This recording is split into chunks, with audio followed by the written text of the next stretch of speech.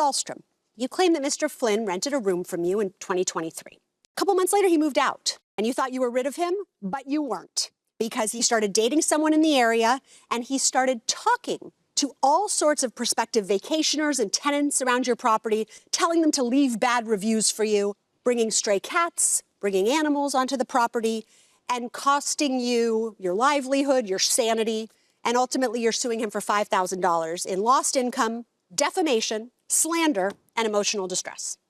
Mr. Flynn, not only do you believe you owe her nothing, but you believe she owes you $5,000 because she has in fact slandered and defamed you and caused you $5,000 worth of emotional distress. So let's unpack this one, Ms. Ahlstrom. Tell us what happened when Mr. Flynn moved into your property. He rented a room from you, is that accurate? That's accurate. I was doing the vacation rental at first, and I realized that I wasn't utilizing my home. I'm a licensed massage therapist. Also, I own a business. And I was like, you know, just rent out rooms. Don't rent your whole house out. So I started renting out rooms, and I put it on Craigslist. All right, let's pull it up just real fast. You have what appears to be a very lovely home. Thank you. So, Mr. Flynn, tell us how you stumbled upon Ms. Ahlstrom's home. I found it on Craigslist. Okay. You were looking to rent just a room. Correct. Okay. When I arrived, it was explained it would be just me and another gentleman on the front half of the house. She would have her massage parlor on the front end and then her apartment on the back end. And that was okay? Right.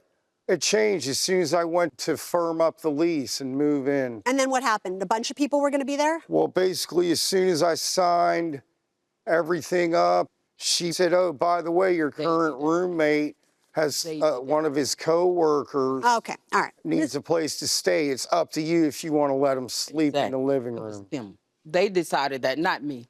The first tenant that was there, he had came in with a co-worker, and the co-worker needed a place to stay. I said, well, Mr. Flynn, he and the other tenant discussed it, and they said it's fine. They cool, they're around there drinking, not me. They're around there having fun. Oh, boy. So, all right, we're off to an auspicious start. Okay. The first half of your claim, $2,600 of your damages, results from an allegation that you lost $2,600 in rent because a female tenant moved out early after Mr. Flynn asked her for inappropriate favors in exchange for money. What had happened there was he brought her there, and I heard all this yelling, you, this, you, and he was just cursing real bad, yeah. So I ran out the house.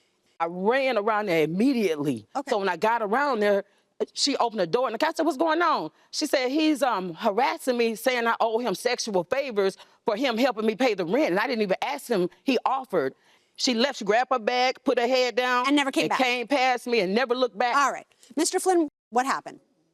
Oh, none of that happened. This is just like totally made up. This was actually someone I worked with. She never came and thought you were yelling at her?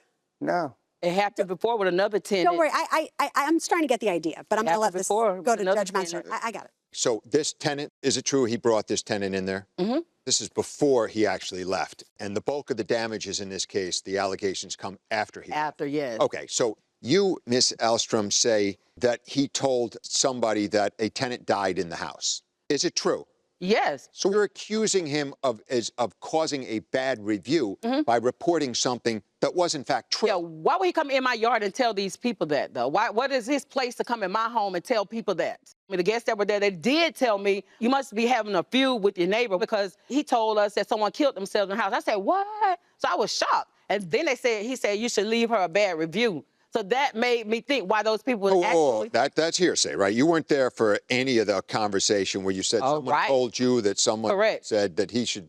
How would they know him? How would they know about the killer? Is there any truth to that? Did you tell someone to leave a bad review? Of course, you're going to say no. And how would I make them do that? Okay. He encouraged them. All right. Judge Tuwaldi. All right.